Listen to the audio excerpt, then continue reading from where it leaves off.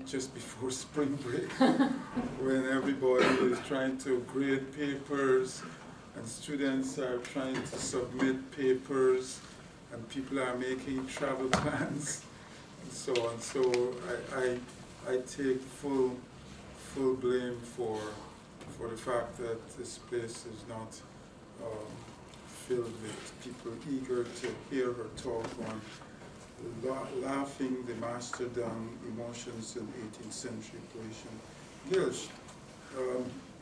Professor Lanza has instructed me not to give her a long introduction. My paper is too because long. she's a very modest person. But I hope she will allow me to thank her for her support of this Brown Bag series. This is going to be her third talk. She gave one in the fall of 2005, soon after she came here. And then last year, she gave one on misogyny in the law, early modern French legal commentators and gender distinctions. So I'm very grateful to her, and I hope that she will continue to sign up.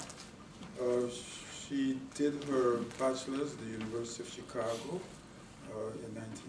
got that in 1987, and then she went on to Cornell University, where she got a master's in 1992 and a PhD in 1996. And then she went on to do postdoctoral work at for the Mellon Postdoctoral Fellowship at Newberry Library in Chicago from 1999 to 2000.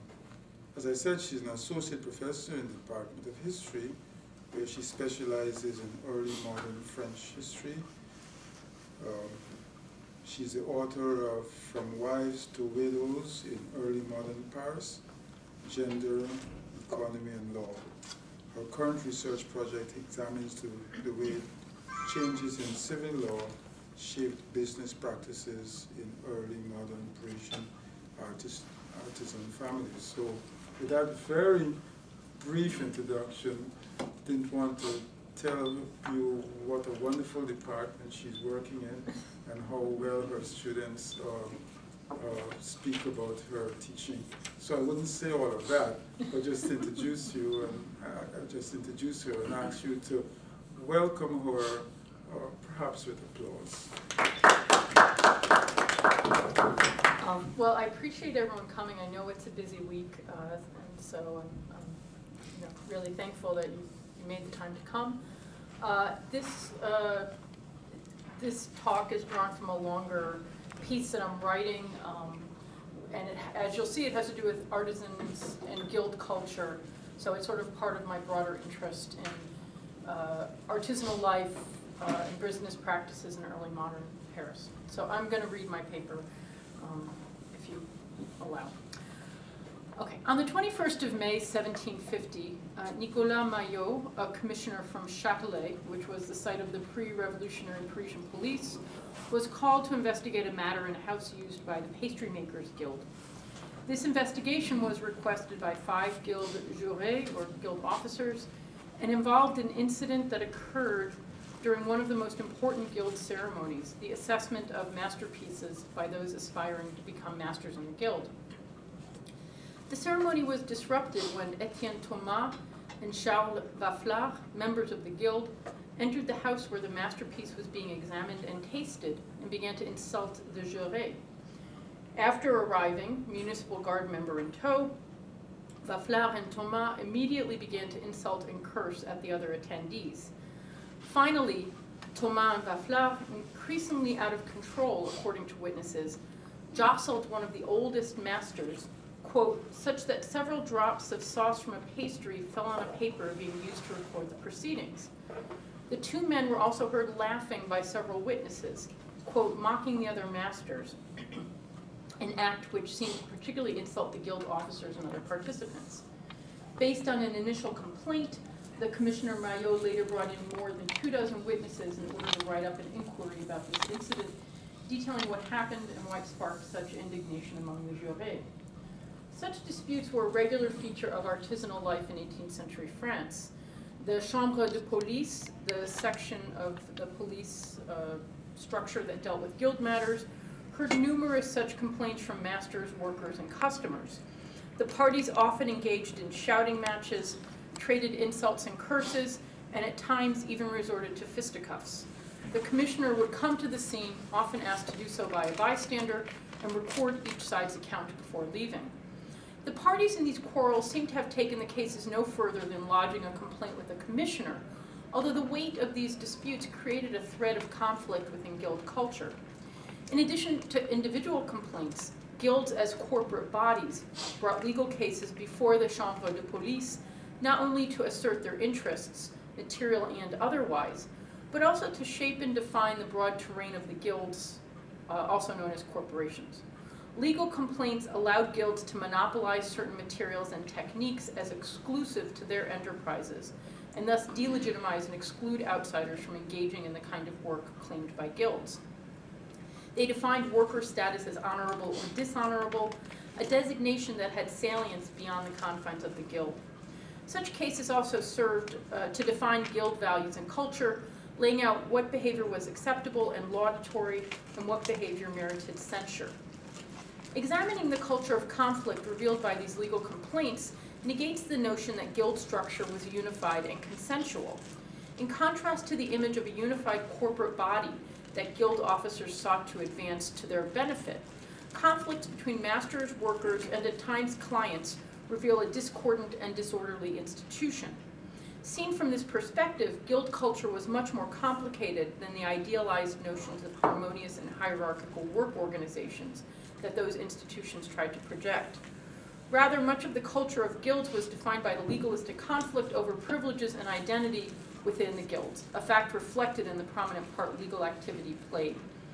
Given this legal dimension of artisanal life, it is not surprising to find that the conflict between Guild Jaurès and Thomas and Vafflard, and other cases like this one, so I'm only going to focus on this case for time, but there are many cases in these archives that are similar to this, reveal aspects of artisanal culture.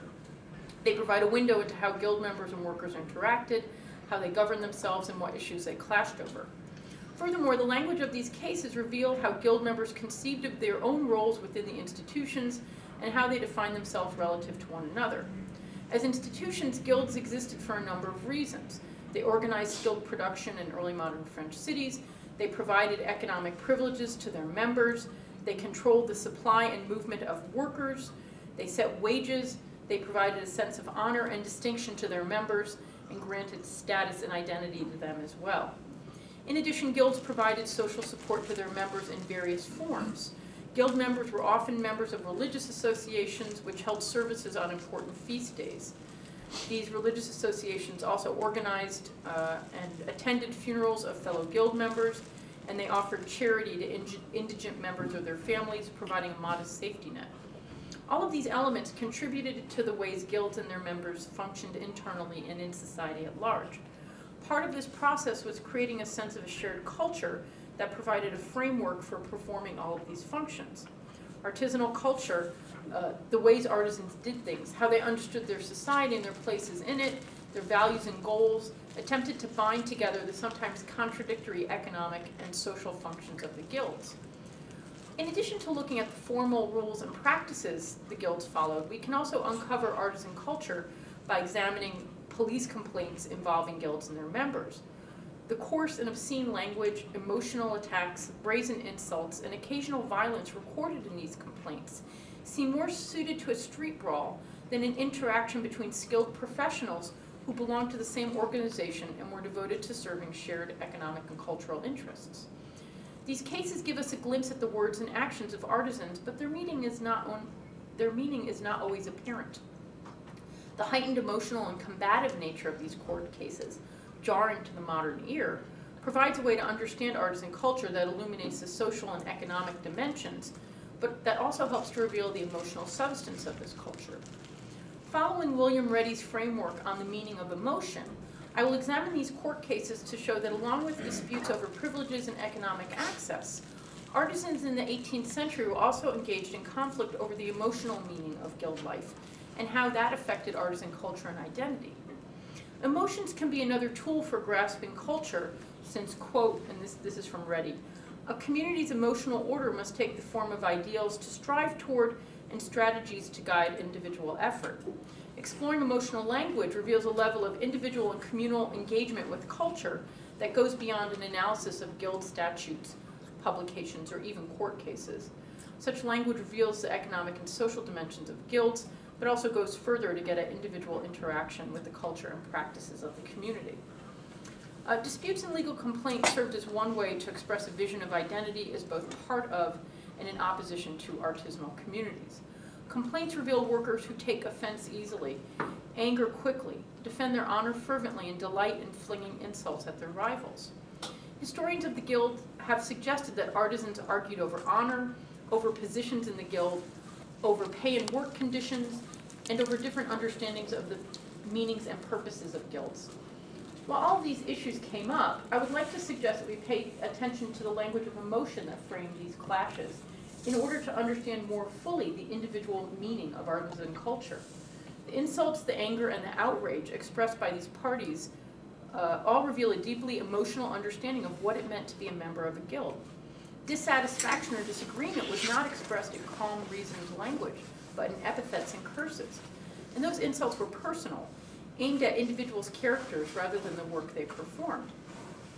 I would argue that by analyzing and contextualizing the emotions expressed in the Thomas Vaflau complaint and others, we can understand artisan culture in a deeper way, one that examines the ideas of honor and hierarchy, two intertwined organizing principles of guild life in terms of individual expressions and responses.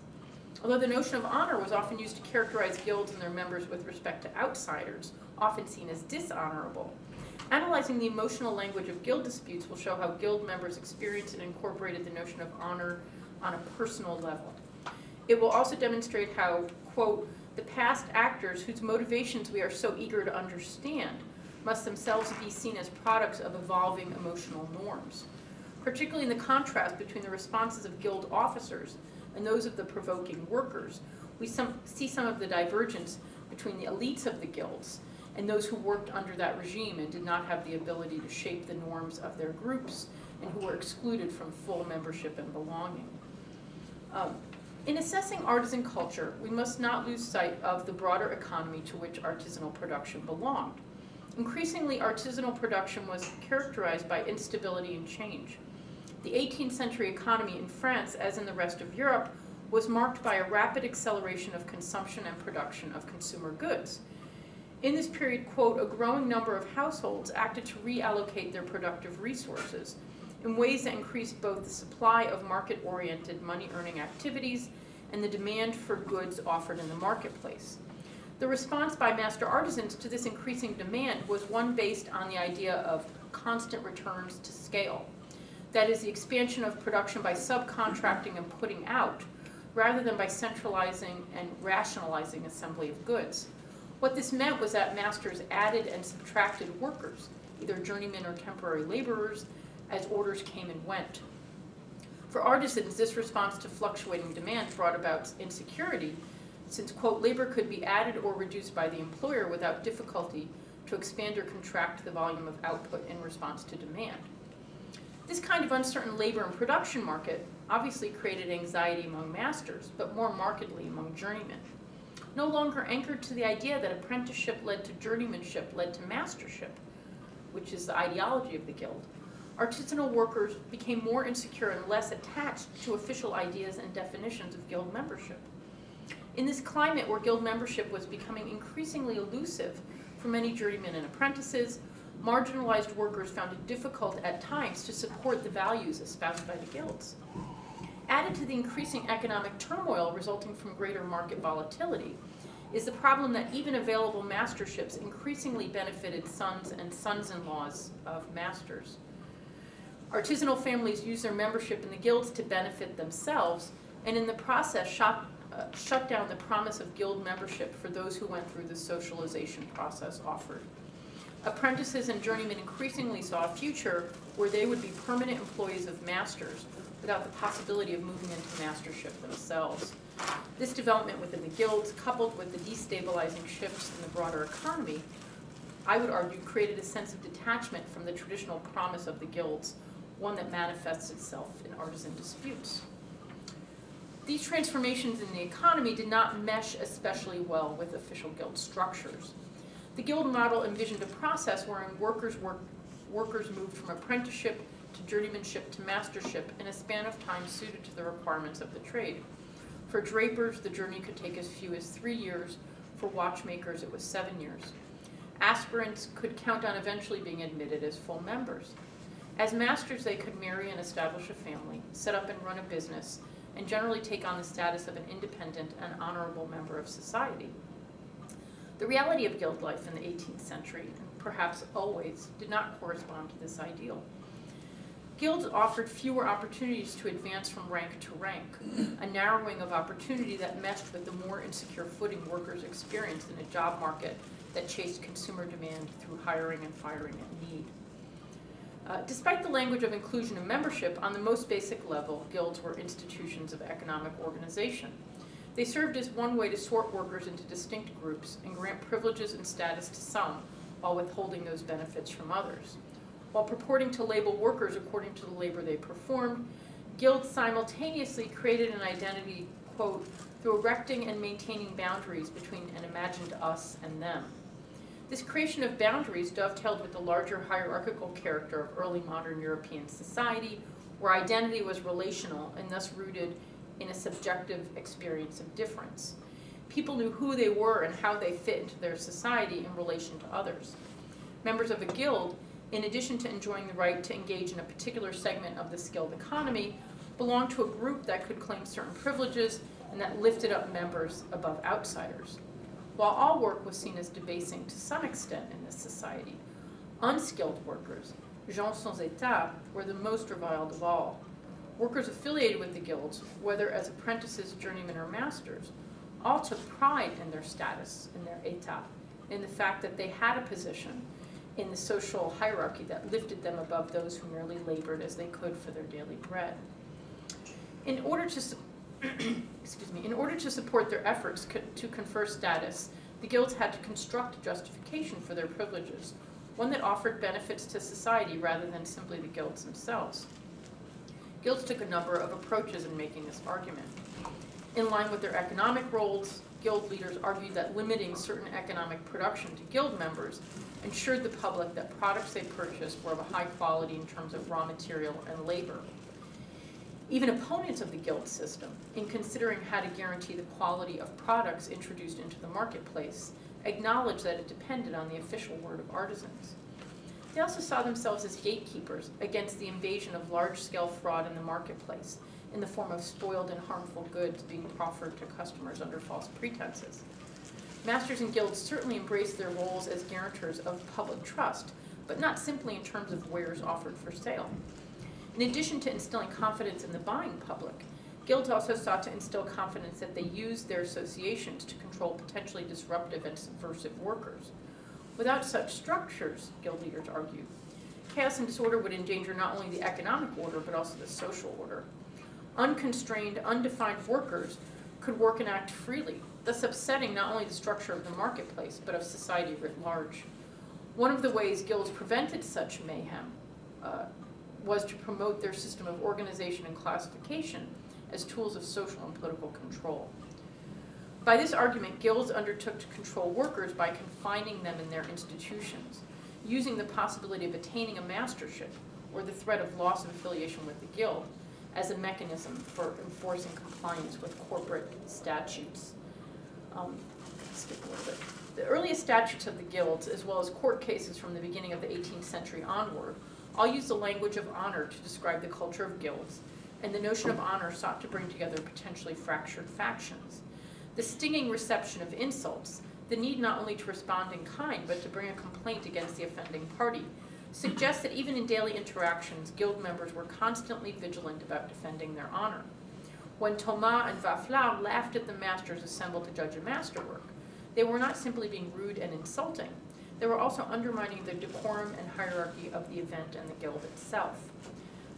The meanings of guilds, how they functioned and defined themselves, depended in important ways on a combination of, quote, combination of precedent and appeals to natural rights, which meant that a working life in the 18th century French trades was full of words. The words defined legal status, the relationship of the guild to public authority and internal relations. The police complaints that reveal so much about how guilds navigated business disputes and personal disagreements also demonstrate the importance of emotional words for shaping the meaning of the guild to its members. Especially in instances where the parties had different statuses, where masters fought with journeymen or jurés fought with masters, emotional and especially obscene language could undermine those differences. When journeymen or ordinary masters characterized their superiors in insulting and profane terms, they, like Robert Darnton's famous cat-killing printers, pushed against these status distinctions, questioning the privileged standing of those above them. In real terms, journeymen, apprentices, workers, and even customers had few ways to push back against the authority and at times the arrogance of guild masters and jurés. There were no institutional paths for complaining or asking for changes. Unhappy workers could only put up with their masters and perhaps hope to change their employment situation at some point. One available outlet for frustrations was cursing and violent outbursts, as reflected in complaints and more generally in the contentious work atmosphere documented for artisans. Even a worker with little hope of changing masters could throw something, verbally abuse his employer, or mock him. Robert Darnton pointed out this impulse in his analysis of the cat massacre. The account of the event noted that after being discovered by the master and mistress, quote, "The printers delighted in the disorder. They were besides themselves with joy. What a splendid subject for their laughter." And what they do is they capture the mistress's favorite cat that kept them up all night meowing, and they killed it. They dashed it against the cobblestones in the courtyard, and then they laughed uproariously. In the absence of other tools to act out against a master, a range of emotional responses served this purpose. Formal guild culture emphasized harmony and obedience, with the assumption that all members and aspiring members of the guild would respect and be bound by these cultural values. In the face of these dominant standards, artisans could use emotional expression to challenge and evade them. Emotional expression and the rules that help to understand and interpret emotions are particular to different times and places, products of, quote, varying structural factors that shape emotional life. William Reddy uses the term emotives to define not only emotional acts and reactions, but also the cultural reasons for them and responses to these emotional acts. He explains that emotives are a type of speech act, quote, which both describes and changes the world because emotional expression has an exploratory and a self-altering effect. Furthermore, Reddy carefully lays out the ways that emotional speech and actions are rooted in the time and place where they exist. He looks at the work of anthropologists in particular to show how emotions and the ways people understand and express them are particular to a specific context. In the same way, emotional expressions and receptions differ across time. The ways people in the past communicated anger, love, envy, or happiness differs considerably from contemporary practices. Unearthing the meanings of emotional expressions in the past can reveal multiple aspects of that culture, as well as its points of tension and discord. The emotional culture of France was shifting during the 18th century, moving from an age of restraint expressed by the codes of etiquette enforced at the royal court and in elite society, to one that placed greater value on a developing conception of sentiment, that is, on a greater openness and naturalism in personal relationships and the expression of feelings. The emotional culture of Louis XIV's court was noted for its closed and formal qualities. Under the guise of civility, the king ruled over actions, demanding that nobles accede to his wishes in the realms of careers, marriages, and offices, while playing down or ignoring the emotional repercussions of those commands. In one instance, Louis XIV ordered his nephew, the Duc de Chartres, to marry one of his illegitimate daughters. The young man and his family were sorely disappointed. They had hoped to arrange a more advantageous match. The Duc de Chartres and his mother sobbed and raged, but without hope of changing the king's mind. The evening of this blow, the aggrieved man and his mother were required to dine with the king, and although they displayed cold and quasi-rude behavior, the king ignored it, knowing that his decree would be obeyed. The rules of etiquette and civility that prevailed at court demanded that actions rather than emotions conform to their dictates. The king was not interested in the Duc de Chartres' state of mind. He commanded actions rather than feelings. This attitude toward emotion shifted in the following century, part of a series of major cultural, economic, and social changes. With the center of society moving away from the royal court and toward the drawing rooms, literary salons, and commercial spaces of Paris, the stiff and inauthentic manners of Versailles were pushed aside in favor of a more natural and open expression of feelings. Excuse me. By the end of the century, quote, sincerity of emotion had become a mark of virtue and truth alike. This phenomenon came to be called sentimentalism, which emphasized, quote, emotions as a force for good in human affairs, and enthusiasm for emotional expression and intimacy, for emotional refuge from a prevailing code of honor. Salons and Masonic lodges in particular became places where the rigid code of honor and etiquette, the constant awareness of social difference and social expectation, could be put aside in favor of open conversation and expression. Such spaces also began to open up the extreme authority certain members of society could theoretically exercise over others, such as in families where fathers dominated their wives and children, or in guilds where, quote, apprentices and journeymen were treated as minors subject to the parental authority of their masters. It was in this space that journeymen pushed back against their masters in emotional and in concrete terms. Numerous conflicts, such as the one involving Thomas and Vaflau, show patterns of emotional interaction. First, we need to remember that the times when a police commissioner came to record a complaint surely represented interactions that went beyond the norm, either because they were particularly violent, insulting, or disruptive. While we can imagine ribbing and teasing being part of the workplace, the kind of shouting, cursing, and fighting that emerges in complaints goes well beyond. Second, this case and others demonstrate that the point most exploited by emotional transaction was that of hierarchy. While journeymen sometimes fought one another, those kinds of disputes only brought official attention when they spun out of control. Commissioners, though, recorded complaints when subordinates insulted superiors. That is, when those on the bottom refused to acknowledge and acquiesce to the hierarchy that structured and governed the workshop. In rejecting the validity of the hierarchy that was supposed to enforce authority, journeymen and workers also questioned the honor of masters and guild officers, challenging the guild's most important ideal. A close examination of this episode reveals strong emotional language. The demeanor of Thomas and Vaflau in entering the room where Jurés were holding their ceremony suggests the men's state of mind. Witness Jean Curlu, master pastry maker, explained that, quote, they came into the office where we were making a big scene, saying whatever they wished to say. Another witness, Michel Leclerc, said they, quote, seemed to be in a fury as they came into the meeting room. They were loud and had brought a member of the municipal guard. No one could induce any of them to leave.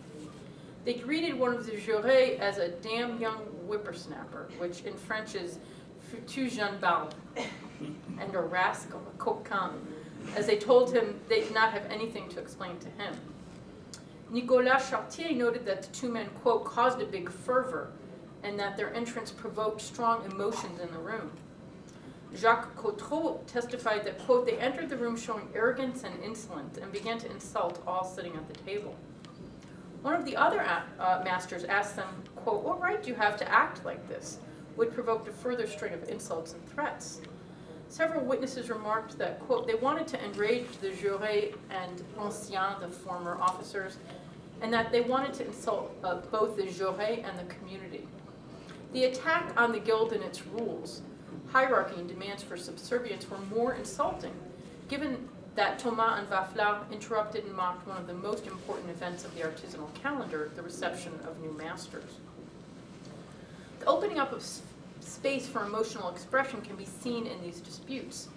The language employed by Thomas and Vaflau clearly addressed clashes over status, hierarchy, and authority.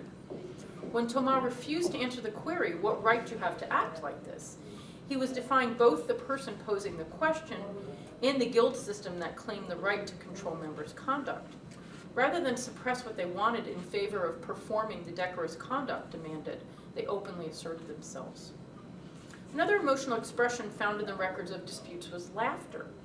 While not as overtly hostile and critical as curses and insults, laughter was considered to be an equally insulting action. One of the offenses that more than half of the witnesses to this incident noted in their accounts was the, quote, derisive laughter, un fou rire, that accompanied their insults against the jurés. Jean Lénard quoted the men as saying upon their arrival, Monsieur Buggers, we are going to laugh. Jacques Coutreau explained as well that when the two men were entering the building, they, quote, were apparently laughing that together they would start a row. Jacques de la Pierre declared that, quote, they entered laughing with great vivacity, saying they would speak against the present assembly. There are two primary ways to understand the significance of laughter in this context. First, laughter had an edge of political and social criticism to it. It was one of the few weapons subordinates could use against their superiors in a sharply hierarchical social context.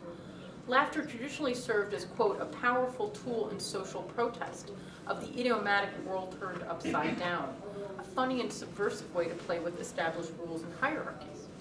This use of laughter often found its way into the political realm, where powerless citizens could use it to question official actions. Journeyman's use of mocking and laughter to tease and criticize resembles his political use of laughter to attack an authority figure impervious to other kinds of actions.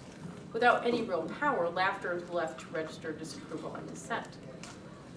Second, it provided another way to express the emotional state of the individuals involved. The curses and insults lobbed during these arguments expressed anger, difference of opinion, and resentment. They were one way to vent feelings about the state of affairs in the shop. Thomas and Vafla were insulted by their treatment in the guild office, a perception that must have existed for some time, given that they reportedly arrived there ready to quarrel. Laughter provided a potentially more effective way to express the complex emotional relationship between workers and masters, that even the curses that peppered arguments. Journeymen could show their anger through words, but this anger reinforced a hierarchical relationship with the shop. Cursing took the place of concrete action for those not empowered to act. But laughter showed disdain, and in doing so questioned the master's power over his workers. This subversive understanding of laughter and its potency as a weapon of the weak against the strong had prevailed in France for several centuries, finding one of its most extensive expressions in François Rabelais' writing. Michel Bactine's masterful reading of laughter in Rabelais argued that the meaning of laughter as a universal phenomenon and, quote, one of the essential forms of truth, was connected to its being forbidden in, quote, the official sphere of lift and ideology, but with exceptional privileges of license and lawlessness outside these spheres. With the granting of this space, laughter enjoyed privileges it liberated to a certain extent from censorship, oppression, and from the state, and that's Bakhtin. It was for the subordinate members of society that laughter was the most potent weapon, given the dearth of ways they could protest. Bakhtin explains that, quote, not only does laughter make no exceptions for the upper stratum, but usually it is, but indeed it is usually directed toward it. Laughing workers and journeymen, ridiculing their masters and guild officials, formed part of this tradition of using jokes, pranks, and teasing to act against those in power. Thomas and Vafla could show their disdain for the master's reception and judging, and although their actions produced no change in the structure of the system, they were able to express their resentment and frustration. Laughter, like other cultural manifestations, reflects the society and traditions where it is expressed. The meaning of laughter changed in the 18th century, in part due to the influence of two different institutions. As I said before, the culture of the 17th century Versailles court, in implementing and enforcing a strict code of etiquette, constrained the appropriate application of laughter. Overall, emotional expression was tightly managed, and in this regard, laughter could be employed only in certain instances. Here, quote, laughter is almost wholly reduced to its negative, destructive dimension as irony and satire. The use of laughter expanded dramatically in the 18th century, becoming a way to show a much larger range of emotional responses. Laughter could be used not only by those dispensing with behavioral norms, as at court, but by individuals to make a variety of points. In the genealogy of laughter, the 18th century was one where, quote, conflict over cultural, social, and political identities played out on the terrain of laughter. Just as ideas and discussion escaped the confines of royal oversight with the development of salons, laughter too escaped those confines and became another way to express an opinion or feeling. Those without status and authority could use laughter in this situation to push back against or comment on dominant social norms. Laughter migrated from a tool of the court to ridicule transgressors to a way to express oneself against social superiors. In some ways, this use and understanding of laughter marks a return to Rabelaisian ambivalent laughter as a way to turn the world upside down. This exploration of the emotional language of conflict in the Guild sheds light on issues that have not been fully examined. Without question, the meaning of conflict in terms of how guilds functioned, their identities, internal workings, and institutional structure have been fruitfully considered by a number of scholars. However, I argue that thinking about the emotions expressed in these disputes, which, as far as I can tell, nobody has done, reveals not only other facets of guild functioning and identity, but also shows ways individuals related to and acted within the guild system.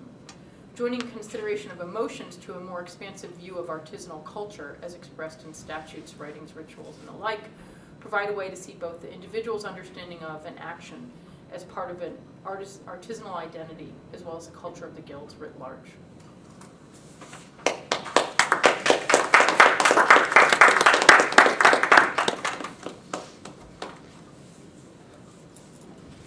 Questions, comments? Yeah, what's the source for your information on Bakhtín's theory about laughter? I read Bakhtin. Yeah, what's a good? So a couple of things I read. So I read Bakhtin, so he's here. And then He never wrote like an essay on that? yeah, so Bakhtin is Rabelais in his world. He talks about laughter in there pretty extensively. Rabelais in his world by Bakhtin. But also, do you read French? Negative. Okay, because this might. Do you know? Have you read Antoine de Bec's book on laughing? I haven't. Okay, I didn't know if it was translated, but it's a great book. Anyway, so this guy, Antoine de Bec, I can, it's, his last name is D-E-B-A-E-C-Q-U-E. It's not obvious. I don't, some of his work has been translated. That one I'm not sure of, but that's an awesome book about laughter in the 18th century. I know I came in really late. You came in for all the good stuff. I was talking about economic production before that. I think everybody was asleep, and I was droning on. What was I just, you know, the parts that I caught, it sounds like a really interesting project, and this whole idea, I mean, I always think the whole idea of sentiment is always looked at in the literary context and within the upper class and in philosophical treatises. So I think it's interesting to take a look at how that's functioning at the level of guilds and artisans and in that class. And is that like a part of kind of what you're doing? That's what I'm trying to do. Yeah. Yeah. So the question then is,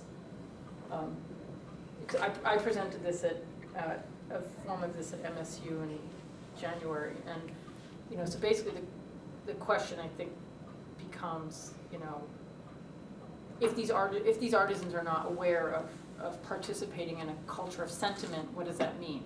And I don't. Or like kind of looking at it in epistemological terms, like there's this kind of bigger change that is part of all. Right. So I would argue that they are participating in this broader cultural shift, whether they know it or not. Right. But I think that that's a valid question. And the idea of sentiment, as far as I've seen, is really been almost solely examined by literary scholars. So, yeah. Yeah, no, that's really interesting. And I was also thinking of like the way you're talking about laughter in the 18th century and among these guilds. It makes me think a little bit, I don't know, and Patricia Spax wrote a book on gossip. And she's looking mostly at women in the 19th century, and I think the book is actually called Gossip. But it sounds like it's kind of functioning similarly because it's like these women who don't have power use gossip in order to respond. Or she even gave the example, like she was focusing on 19th century English literature, but gave the example of like women in a harem and how the women would gossip about, you know, their husband or whatever, and how just gossip as this way of a means to question. I mean, I'm sure there's lots of cursing that goes on in gossip, but I mean, she's also talking about women, so that's kind of I don't know. So I was thinking about gossip and laughter, and how they're having similar kinds of functions. That's a good idea to look at that literature. Janine, I'm wondering if this is somehow a kind of version of speaking truth to power in a safe way. Right. And I'm thinking about the role of a court jester who, through laughter and humor, is able to speak truth at the same time. Yeah, yeah. I mean, what I would, yeah, I mean, I think it's definitely a safer way to speak out, speak to these people who are superior to you. What I would say about, you know, the court jester, I mean, he is empowered to do that, and that's his role in court, whereas what these men are supposed to be doing is not speaking truth. They're supposed to come on time and be quiet and maybe taste the pastries and keep their opinions to themselves. You know, I think, you know, they're acting against expectations in a way that I think an institution like the court jester or the fool is they're doing they're performing their role when they're speaking out, whereas these people are acting against the role that they're supposed to be doing. This laughter is more transgressive. I would say so. I would say so, and it's remarkable because, I mean, literally half of the people who are called upon to testify or to give their account of what happened talk about this laughter. So even though a few of the people who spoke talked about the dropping the sauce on the paper, that this was like a really bad thing that they did, more people were offended by the laughter than the actual physical kind of jostling and, you know, knocking things over that happened when they came into the room. So, and the comments about the laughter were, I would say, more pejorative than the comments about the other things that they did. Well, it's more of a claim of authority. Right. Right. If you can mock and laugh, then you're flipping over the role a little bit. So it would be more Right. threatening. Right. But in a way that, you know, nobody gets arrested for laughing. Right. I mean, it's both more challenging and more disdainful, but also safer than. More passive aggressive. More passive aggressive, but these guys sound pretty aggressive. I mean, they sound like this sort of, this case, it was one of the longer ones, but they kind of sound like a force of nature as they come into this place, because I think they must be drunk. Nobody says that they're drunk, but they're kind of like yelling and they're banging into people and they're cursing and they're laughing. I mean, it just sounds totally chaotic. Yeah. So, but you know, I think drinking. Somebody asked me about this at this other talk. Were they drinking? I mean, I think the answer is yes, and of course nobody said anything about it because everybody was drinking all the time. So it's just like it's a factor, but it's not a factor. You mentioned that this was just one case in many other cases. What's like the timeline of all these cases when like they actually start to appear? Yeah. And how does that kind of relate to what you called like the broader cultural shift and the breakdown of etiquette from the court of Louis XIV? Yeah, that's a good question. So the cases that I'm looking at, I started sort of the records for this court begin to, I think it's 1721 is when they start collecting them. And then the guilds are abolished in 1791. So then the whole thing changes. So I would say that most of the period that these cases come from, you know, you're kind of moving away from the strict etiquette of the court. I mean, Louis XIV dies in 1715, so things start to change pretty quickly thereafter. But this idea of sentimentalism is much stronger at the end of the century than it is at the beginning of the century. So your sort of implied point there that maybe there's not enough contrast in that period is largely correct, but I think that there is a subtle shift. You know, if we could look at what's going on in the 17th century, I think we'd see a bigger distinction. Yeah. But there is a difference in the cases, the earlier cases from the later cases, in terms of how freely people seem to express themselves. And it's interesting that that's connected to this whole questioning of hierarchy that's finally going to take us to the French Revolution. Yes, exactly. And so I think it's, just going back to what you said before about sentimentalism, I mean, again, you know, as it's examined in the literary realm, it's more about a new style of writing and, you know, new kinds of characters, like Sarah Mazza writes about this stuff. Mm-hmm. But this, I think, gives it a much more political edge, that this is another way to look. I mean, you have this whole idea of the desacralization of the monarchy as part of coming up to the French Revolution. Right. But this is like a desacralization of hierarchy as people become more open and more transparent about their emotional relation to the society that they're living in. So, yeah. Just a question about the next piece of that, in a way, might be how issues were actually resolved. Yeah. And so, Yeah. when did that start happening? Yeah. Or for this particular group, or was that why the guilds were abolished? Is they just said, shut your mouth and we're done with you? Kind of. I mean, kind of. So, so sort of how were these issues resolved one by one? None of these, as far as I can tell, the resolution to these cases are the commissioner comes, he takes statements. Sometimes the guilds will fine people for their behavior, but it doesn't go to court. Nobody goes to jail. This is just kind of an internal, this is like an internal disciplinary hearing or something. So, you know, there's no, it doesn't go beyond these complaints as far as I can tell. But as far as your broader point, I think absolutely. There's no question. If you look at the debate in, you know, first the Constituent Assembly and then the National Assembly in 89 to 91, I mean, part of the reason they want to get rid of the guilds is that they have this idea that there should be no organizations, that, you know, individuals should relate directly to society, and guilds are kind of this mediating layer. But there's also, you know, that the revolutionary governments that pass this law are largely dominated by the bourgeoisie, who are exactly the people who do not want to deal with unruly workers. So I think that there's also part of this. Right?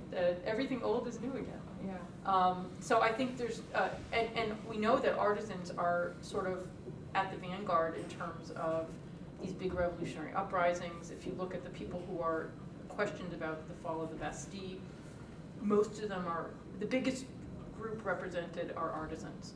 So artisans are troublemakers. I mean, they're troublemakers in work, and then they increasingly become troublemakers in the political sphere.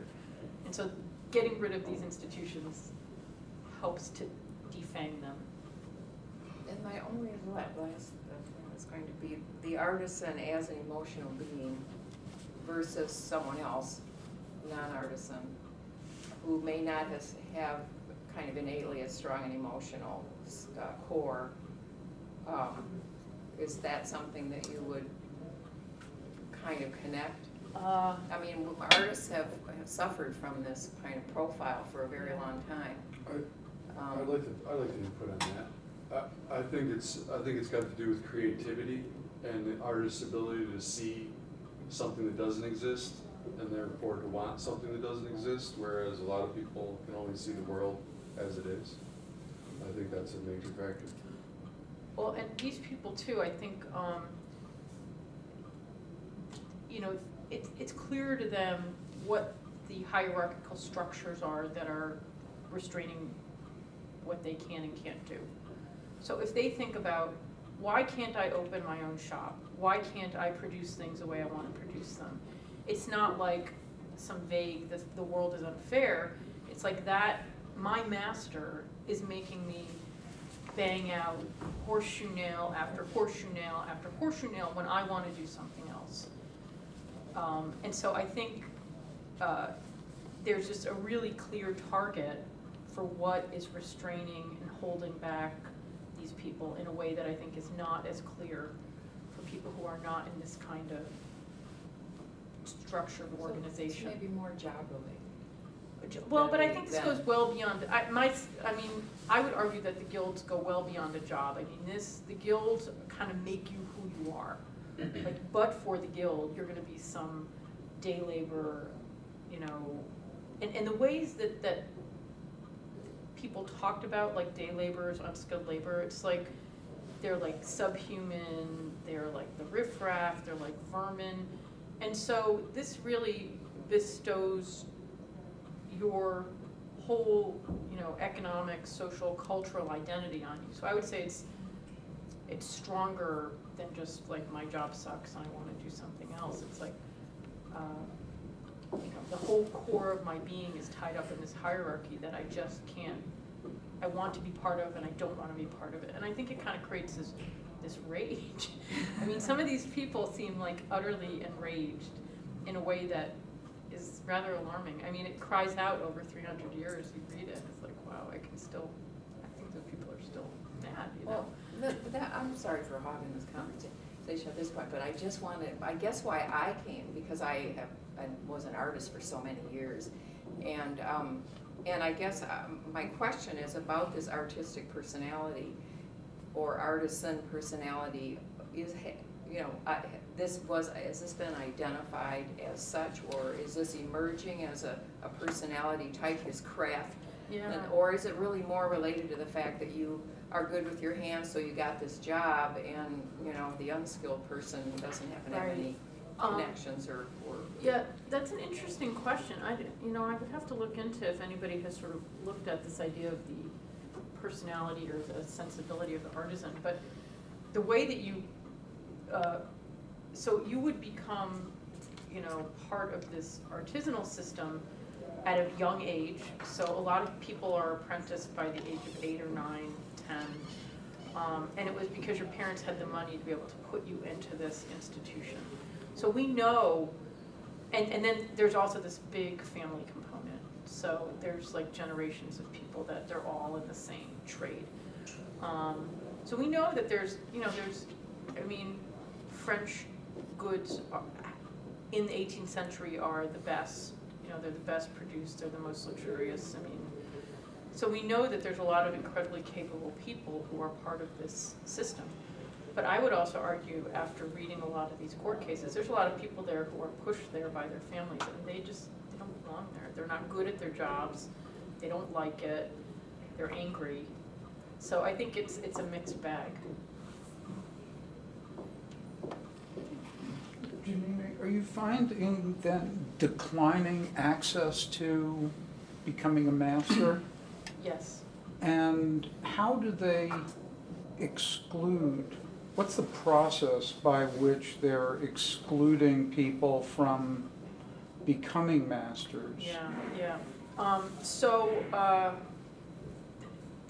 There's a limit on, if you read this, the statutes of the guilds begin, so they have these statutes, which is kind of like their list of rules and regulations, and they're revised, you know, every, I don't know, between 10 and 20 years, more or less. And what you see, and you know, so the earliest ones are like early 17th century, and it goes through the 18th century, is that increasingly guild statutes say we will only receive 6 masters a year, or we'll only receive 8 masters a year. And so the earlier statutes were not restrictive as far as how many people could be received as a master. So if you finished the process, you did your master work, it was judged acceptable, you could then become a master. But increasingly there's so few slots, and the people who are allowed to vie for those slots have to be connected to the guild officers. And so essentially you have to be connected to have a shot at one of them. With one exception, if your father is a master, you can go for a mastership without having to wait for an opening. So what that means is that virtually all of the masters in late 18th century Paris are either sons of masters or sons-in-law of masters. And then there's just this tiny group of people that gets in on merit every year. So it's sort of an interesting aping of what's going on in sort of the political realm, where the aristocracy is increasingly shutting down who has access to political voice. There's the same thing happening in the guilds, who has access to this status. So they do it basically in a regulatory fashion, that they shut down access to the mastership. Do you have a sense that there's a kind of journeyman or apprenticeship memory of a golden age Yeah. when merit Yeah. trumped everything? Yeah, you know, that's a great question. I don't, you know, I will have to look into that. I don't. That's a really good question. Because it would then speak to a way of thinking about Yeah. aspiration, frustrated, and once upon a time we could move into Yeah. full membership at the guild, and now the selfish. Yeah, they were. I mean, they really were Right. selfish. Yeah, Right. it's not just a slur. Right. Yeah. That's good. Yeah, Rob. You kind of just mentioned this on your own, and this may be perhaps a bit of a Marxist reading on it, but how would the fluctuations in the employment of journeymen and the breakdown of the, I guess, movement up towards the rank of master necessarily reflect the general lower class sentiments towards and the buildup of revolutionary sentiment as we near the 1780s? So in other words, is our journeymen becoming more dissatisfied, and apprentices becoming more dissatisfied, and therefore they're sort of more ripe? Yes, that's part of society. Yeah. In the Well, you know, one of the context. some of what I cut out here is also, you know, masters began to use sort of casual labor more extensively to meet growing demand. So in addition to hiring and firing a journeyman at will, they would also just hire these kinds of piece workers, day laborers. They weren't supposed to, but they did it to save money. And so this kind of puts the journeyman on, you know, in some ways on equal footing with somebody who just comes in off the streets, who does not have the whole socialization and background of a journeyman. And I think it definitely inflamed resentments. I mean, I couldn't point you to a smoking gun, like, and anything having to do with the French Revolution, you must have the smoking gun before you can make the claim. But I would say, you know, yes, I think that closing down of economic opportunities that were seen as available in the past, and were seen as people do. I mean, and this goes to your question too, Mark. I mean, journeymen felt it was their due to have a shot at mastership, and they didn't. You know, there really is a sense in which they're being, you know, deprived of something that is their right. I would say that definitely creates, first, a lot of anger, rage, resentment, but in the long run, probably more openness to calls for broader change than just, let's have more masterships in the guilds. What you just said about casual labor suggests that they're getting whacked on both ends. They are. That They is, are. they're even losing their status They as journeymen. Yes. So even if accepting the hierarchical notion, it's like the masters of the guild are mocking the guild by allowing casual laborers to do what only a journeyman Yeah. should be qualified Yeah. for. So they don't even get to be real journeymen. Yeah, definitely. So in a way, the mockery and the reaction by apprentices and journeymen was a rightful act. And if it hadn't occurred, then there would have been maybe a bigger problem, or I don't know. Well, I think to say it was rightful, I mean, they had real issues. Right. They had real concrete issues that they were.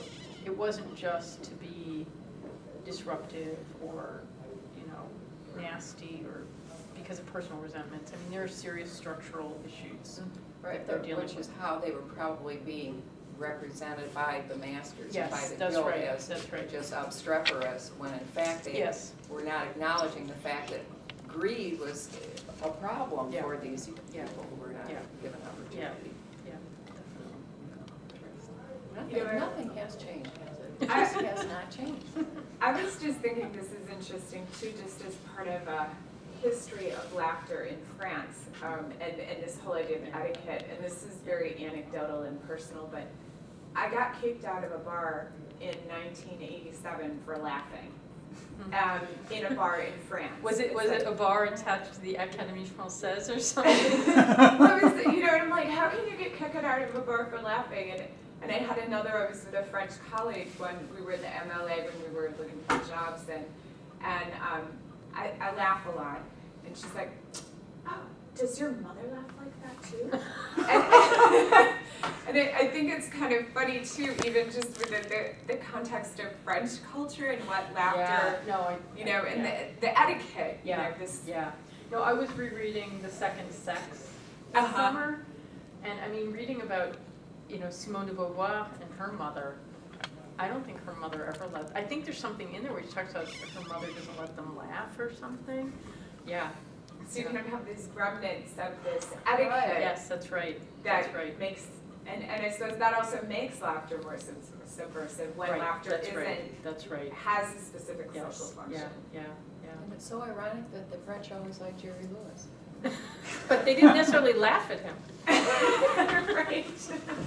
Or does that tell us that they have no sense of humor? They're not very sophisticated. Their sense of humor may be. Au contraire. Very good. Thank you all for coming, and thank you for your comments. So Anne, now we know your incredibly unruly past of being thrown out of bars. And it was so funny, we weren't The drunk for laughing anything, we were laughing. Where else in the world can you get kicked out of a bar for Were you in laughing? Paris? No, I was in Strasbourg, and it was kind of a Oh. bourgeois bar, Yeah. So. Ann. Well, at least they didn't arrest you for laughing.